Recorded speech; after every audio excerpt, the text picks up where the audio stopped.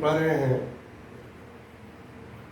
गति के समीकरणों के लिए कुछ विशेष पॉइंट। उसमें यहाँ चौथा पॉइंट है, इसको एक न्यूमेरिकल के रूप में बताया जा रहा है। इसका जो निष्कर्ष निकलेगा वो फार्मूला की तरह से होगा, उसे आपको याद रखना है।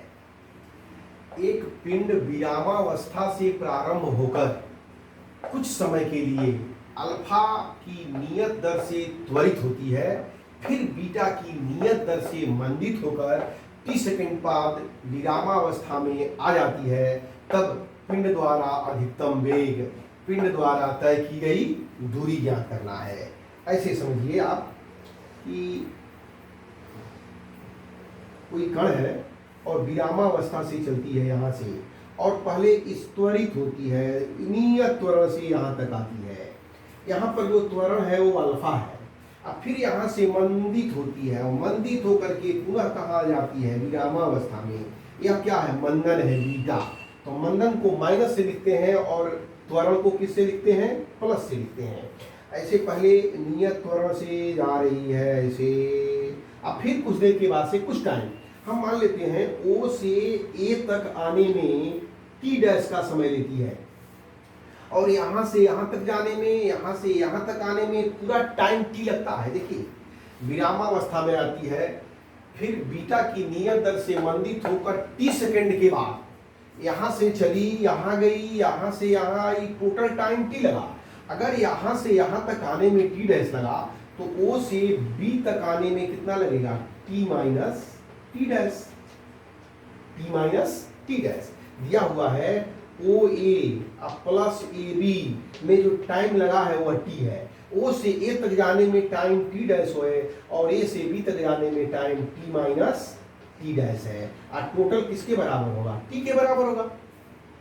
तो हमें निकालना है कि पिंड का अधिकतम वेग, इसका वेग धीरे धीरे धीरे धीरे बढ़ा होगा, तो यहाँ पर अधिकतम वेग कितना था, v की वैल्यू निकालनी है।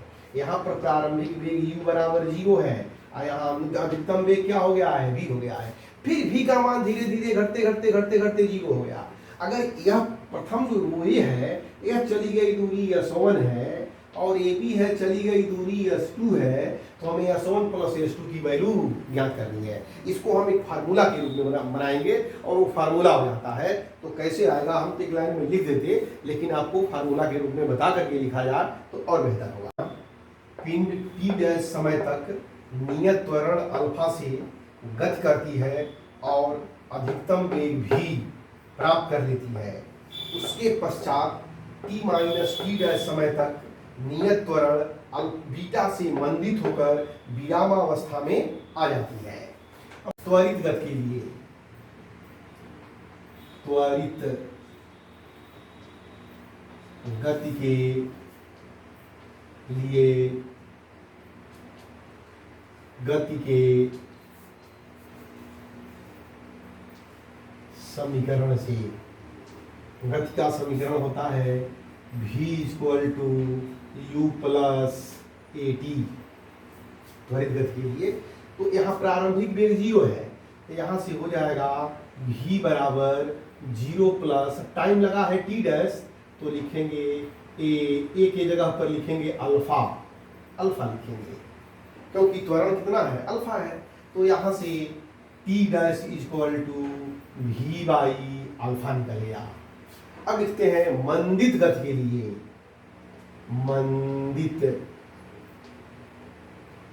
गति के लिए गति का समीकरण क्या होता है, v बराबर u प्लस AT।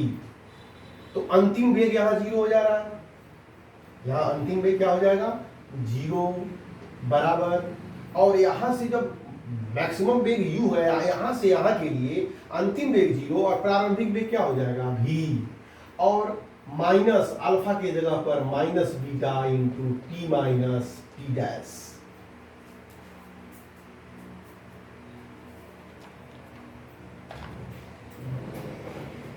अब देखिए यहां से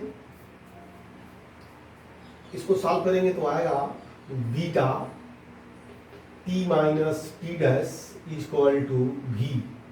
बीटा का इधर अगर भाग दें तो T माइनस T डैश बराबर v बटे बीटा, या इसको ऐसे लिख सकते हैं टी बराबर T dash plus V by beta. या देखिए यहां पर आ जाइए, टी इज इक्वल टू, इस टी डैश के जगह पर क्या लिख सकते हैं, V by alpha plus V by beta. देखिए वी बाई बीटा और वी बाई अल्फा, इसको अगर सॉल्व कर दिया जाए या वी कॉमन ले लें, हमें वी निकालना है, 1 by alpha plus 1 by beta, इसको मिटा दे रहे हैं हम। तो ये आ गया P is equal to V alpha plus beta upon alpha beta. हमें भी निकालना है तो v equal to alpha beta T upon alpha plus beta. ये फार्मूला हो गया, समझिए, इसको याद रखना चाहिए। यदि कोई वस्तु पहले अल्फा त्वरण से त्वरित होती है, अब फिर बीटा त्वरण से मंदित होती है, और इसमें लगा समय अगर t है तो अधिकतम वेग कितना होगा, वेलोसिटी निकल जाएगी। अब निकालना है चली गई दूरी, को नोट करिए।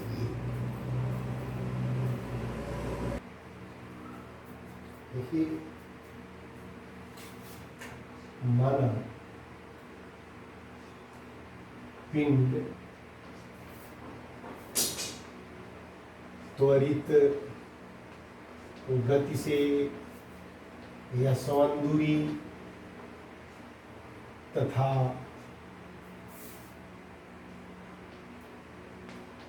मंदित गति से s2 दूरी तय करता है। त्वरित गति के लिए फार्मूला होता है v स्क्वायर बराबर u स्क्वायर प्लस 2as। तो अंतिम वेग, त्वरित गति यहां से लेकर के यहां तक है, अंतिम वेग v स्क्वायर, प्रारंभिक वेग 0 प्लस 2 a के जगह पर अल्फा, s के जगह पर s1। तो यहां से आ जाएगा s1 is equal to v square by 2 alpha. ये निकला त्वरित गति के लिए। अब देखते हैं मंदित गति के लिए, v स्क्वायर बराबर u स्क्वायर प्लस 2as। भी अंतिम यहां से अब चलेगा, मंदित यहां से होती है तो अंतिम वेग 0 और प्रारंभिक वेग हो जाएगा v, माइनस हो जाएगा क्योंकि त्वरण a के जगह पर माइनस बीटा 2 बीटा s2। तो यहां से 2 बीटा s2 बराबर आ गया v स्क्वायर, तो s2 equal to v square by 2 beta. ये s1 दूरी है और s दूरी है, पिंड द्वारा तय की गई कुल दूरी, पिंड द्वारा तय की गई कुल दूरी बराबर हो जाएगा s1 plus s2। s1 plus s2 को अगर जोड़ा जाए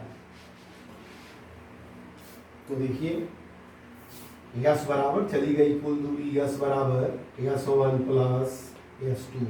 s1 की वैल्यू आई है v square by 2 alpha, s2 की दूरी v स्क्वायर बाई 2 बीटा।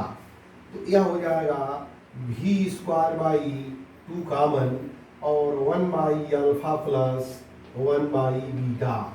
इसको सॉल्व करेंगे तो v square by 2 alpha plus beta upon alpha beta. अब v स्क्वायर की वैल्यू हम जानते हैं कितना है, इसको पहले नोट कर लीजिए, नोट कर लिया होंगे।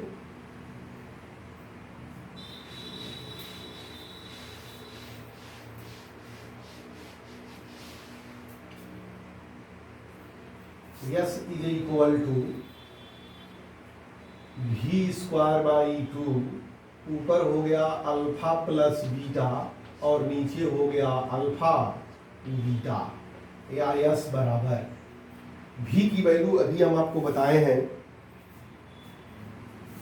Alpha beta T upon alpha plus beta का होल स्क्वायर, ये स्क्वायर है तो स्क्वायर हो गया, यहाँ अल्फा प्लस बीटा अपान अल्फा बीटा, और बाई 2 है तो यहाँ पर लिख दे रहे हैं 1/2, तो यह हो गया 1/2, ऊपर हो गया alpha square beta square T square, और नीचे हो गया अल्फा प्लस बीटा का होल स्क्वायर, यहाँ पर अल्फा प्लस बीटा और यहाँ हो गया alpha beta, alpha plus beta से स्क्वायर कैंसिल, अल्फा बीटा से स्क्वायर कैंसिल, तो ऊपर क्या बचा alpha beta T square upon 2, और नीचे बच गया अल्फा प्लस बीटा, यह चली गई दूरी का फार्मूला है। और वेग का फार्मूला भी याद रखेंगे, alpha beta T upon alpha plus beta, ये आप फार्मूला याद रखेंगे। यदि कोई कण पहले जो है अल्फा त्वरण से त्वरित होता है, फिर बीटा त्वरण से मंदित होता है, कुल टाइम अगर टी लगता है, तो इसके द्वारा प्राप्त अधिकतम वेग alpha beta T upon alpha plus beta, और चली गई कुल दूरी यस बराबर alpha beta T square upon 2 alpha plus beta. स्वतंत्रता पूर्वक गिरती हुई वस्तु के लिए इसमें 2 पॉइंट लेंगे, एक बार पिंड नीचे से कहाँ जाएगी ऊपर, और एक बार ऊपर से कहाँ आएगी नीचे। एक पॉइंट है ऊपर की ओर फेंकी गई वस्तु, ऐसे ये हमारा धरातल है और ऊपर की ओर किसी वस्तु को ऐसे फेंक दिया गया, तो इसको कौन सा वेग देंगे u, और यहाँ तक पहुँचा, वो इतने ऊंचाई तक पहुँचा, h ऊंचाई तक पहुँचा, और यहाँ पर जब आएगा यहाँ पर इसका अंतिम वेग v बराबर 0 हो जाएगा। अब गति ऊपर की तरफ हो रही है और त्वरण कहाँ है नीचे की तरफ है, इसलिए इसको क्या लिखते हैं माइनस, गति के दिशा के कहाँ है विपरीत है, इसलिए यहाँ पर त्वरण को क्या लिखते हैं माइनस। इसमें कुछ पॉइंट्स को नोट करते हैं। इसमें नंबर 1 गति की दिशा ऊपर की ओर तथा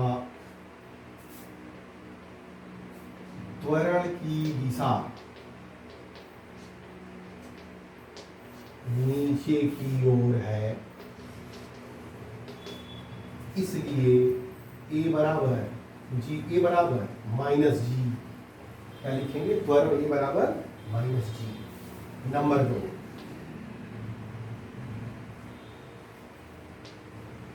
उच्चतम बिंदु पर कण का वेग v बराबर 0। ये दो, अगर इन दोनों पॉइंट को लें, इन दोनों फर्स्ट और सेकेंड को लें, तब गति के समीकरण से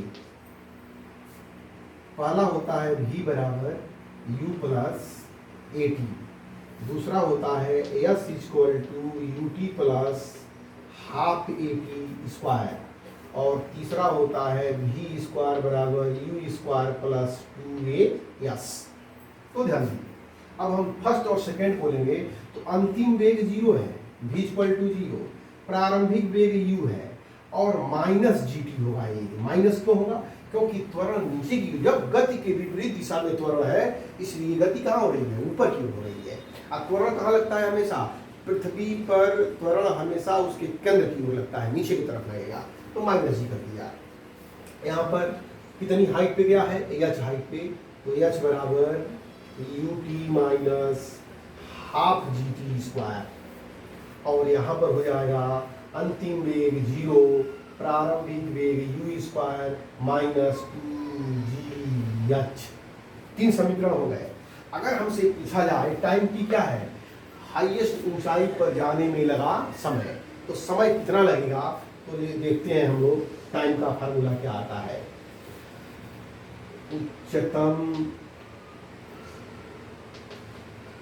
बिंदु पर पहुंचने में लगा समय t बराबर, उच्चतम बिंदु पर पहुंचने में लगा समय t बराबर हो जाएगा आपका कितना होगा, देखिए यहां से देखिए तो t बराबर होगा u बाई जी। यहां से देखिए u बराबर होगा gt, तो t बराबर हो जाएगा u by G, u by जी।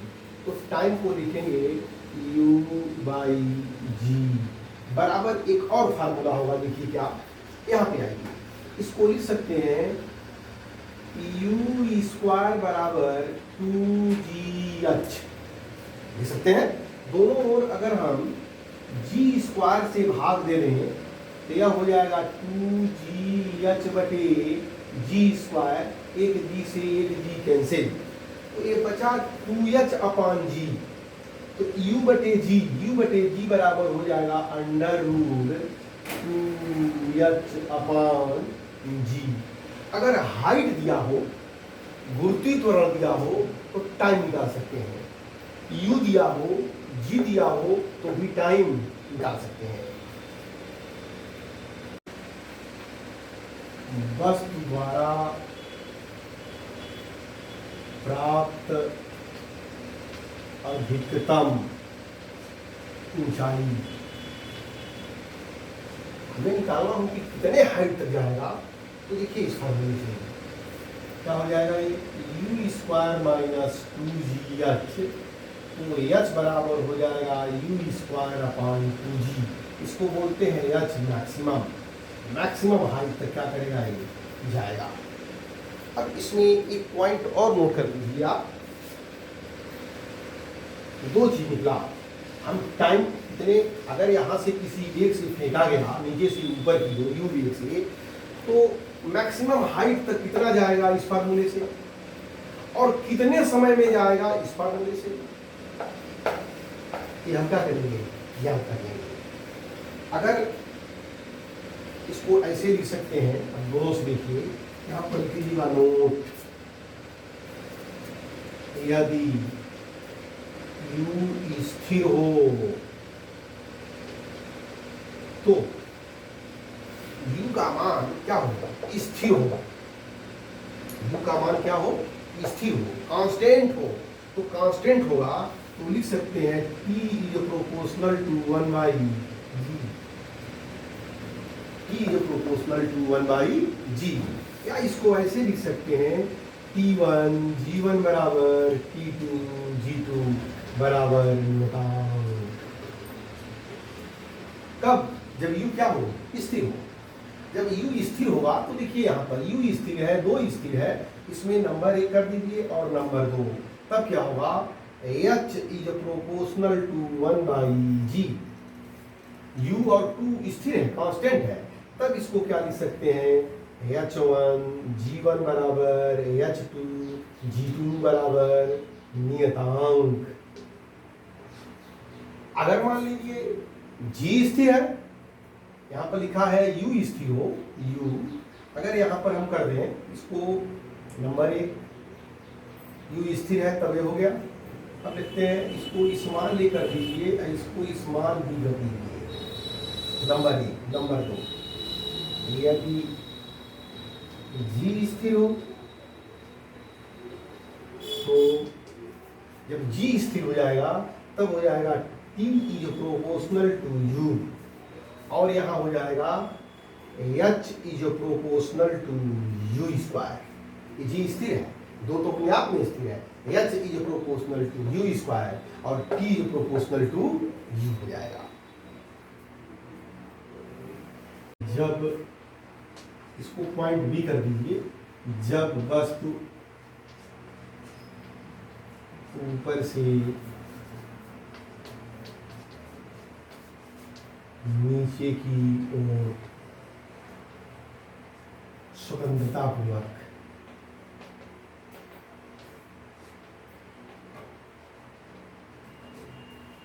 गिर रही हो, ऐसे समझिए ये धरातल है और यहाँ से कोई वस्तु है नीचे की तरफ आ रही है h, और यहाँ पर इसका प्रारंभिक वेग 0 है अंतिम वेग टकराएगी तो क्या हो जाएगा v, और आने में जो टाइम लगेगा वो कितना लगेगा, कि हमें हाइट निकालनी है और t निकालनी है। तो देखिए यहाँ पर लिखेंगे ए पॉइंट इसमें बनेगा क्या, देखिए गति की दिशा तथा त्वरण की दिशा नीचे की ओर है, नीचे की ओर है, या एक ही दिशा में है।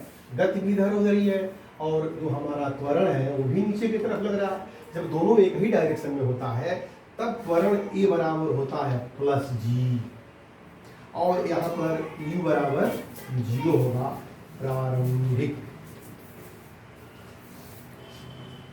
वेग u बराबर 0, a बराबर प्लस जी, u बराबर 0।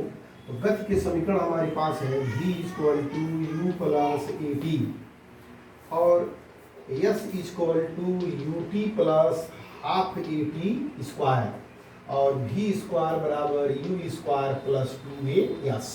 इन दोनों को डालते हैं इसमें, तो v बराबर 0 प्लस जी टी, और यहाँ से h बराबर 0t plus half G T square, और यहाँ पर हो जाएगा v स्क्वायर बराबर 0 प्लस 2gh।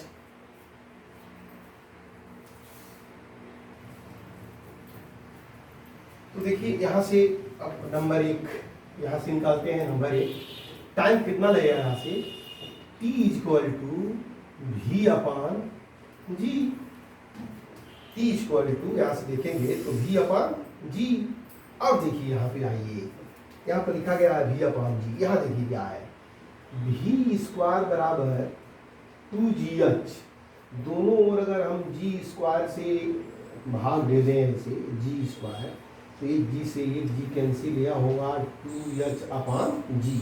v स्क्वायर बटे g स्क्वायर बराबर 2h अपान जी, तो v बटे g बराबर हो जाएगा अंडर रूट 2h अपान जी टाइम, यानी h ऊंचाई से धरातल तक आने में लगा समय 2h अपान जी।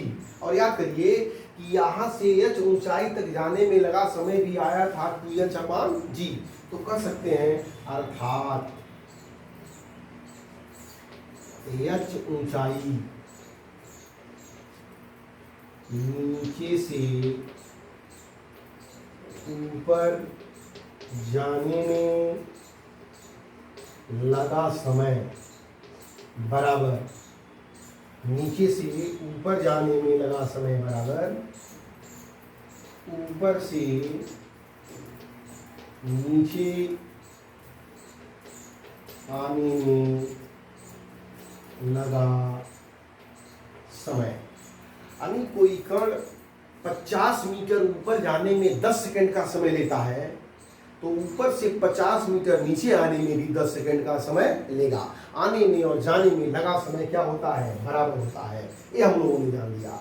अगर कोई पिंड ऊपर से सफलतापूर्वक नीचे आए या नीचे से कोई वेग दे दें और बिल्कुल उसी, अब वो वेग दे दिया गया तो उसको नियत नहीं करना है, और उस वेग दे दिया गया तो दे दिया गया, सुंदरतापूर्वक ऊपर जा रहा है तो जाने में लगा समय बराबर आने में लगा समय। एक क्लियर हो गया।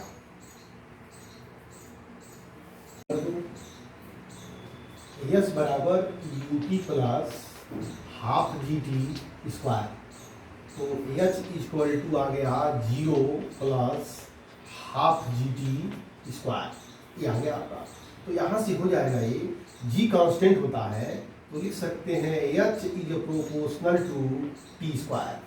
कह सकते हैं टी समय में, 2t समय में, 3t समय में, 4t समय में तय की गई दूरी h1 संबंध है, h2 संबंध है, h3 संबंध है, h4 बराबर, तो t की जगह पर t लिखेंगे तो t स्क्वायर, और 2t लिखेंगे तो यह हो जाएगा 4t square, 9t square, 16t square. लिख सकते हैं इसको, एक संबंध है, 4 संबंध है, 9 संबंध है, 16, संबंध है, या लिख सकते हैं 1 स्क्वायर संबंध है, 2 स्क्वायर संबंध है, 3 स्क्वायर संबंध है, 4 स्क्वायर संबंध है, डॉट डॉट। ये आपको बताया जा चुका है, यहां से भी देखिए, यानी T समय में, 2T समय में, 3T समय में चली गई दूरियों का अनुपात। अब लिखेंगे यहां पर T समय में तय की गई दूरी, फार्मूला होता है h बराबर u प्लस हाफ जी 2t माइनस 1। u क्या है, 0 है, और हाफ जी कांस्टेंट है, यहाँ पर आ गया 2t माइनस 1, तो कह सकते हैं h is proportional to 2t minus 1। तो पहले सेकंड में, दूसरे सेकंड में, तीसरे सेकंड में t बराबर लिख सकते हैं पहला सेकंड, दूसरा सेकंड, तीसरा सेकंड, चौथा सेकंड में तय की गई दूरी। तो क्या हो जाएगा, यहाँ से h1 संबंध है, h2 संबंध है, h3 संबंध है, h4 संबंध है, 1 रखेंगे तो 1, 2 माइनस 1 बराबर 1, 2 दूनी 4 में से 1 जाएगा 3, 3 दूनी 6 में से 1 जाएगा 5, 4 दूनी 8 में से 1 जाएगा 7, संबंध है 1 संबंध है 3 संबंध है 5 संबंध है 7 का अनुपात होता है। और लास्ट देख लीजिए वेलोसिटी के लिए, वेलोसिटी होता है v equal to u plus g t. तो u का 0 होता है तो v बराबर gt, या v is proportional to t। तो लिख सकते हैं v1 संबंध है, v2 संबंध है, v3 संबंध है, डॉट डॉट 1 संबंध है, 2 संबंध है, 3 संबंध है, 4 का अनुपात होता है। तो देखिए यहाँ पर ये भी प्रूफ हो गया। यहाँ से अगर कोई फ्रेलिंग फॉलिंग होती है कोई वस्तु ऊपर से नीचे की ओर, तो प्रथम 1 सेकंड में, प्रथम 2 सेकंड में, प्रथम 3 सेकंड में, प्रथम 4 सेकंड में तय की गई दूरी का अनुपात प्रथम पहले सेकंड में, दूसरे सेकंड में, तीसरे सेकंड में, चौथे सेकंड में, 5वें सेकंड में तय की गई दूरी का अनुपात, और प्रथम 1 सेकंड में, 2 सेकंड में, प्रथम 1 सेकंड, प्रथम 2 सेकंड, प्रथम 3 सेकंड, प्रथम 4 सेकंड में वेग का अनुपात,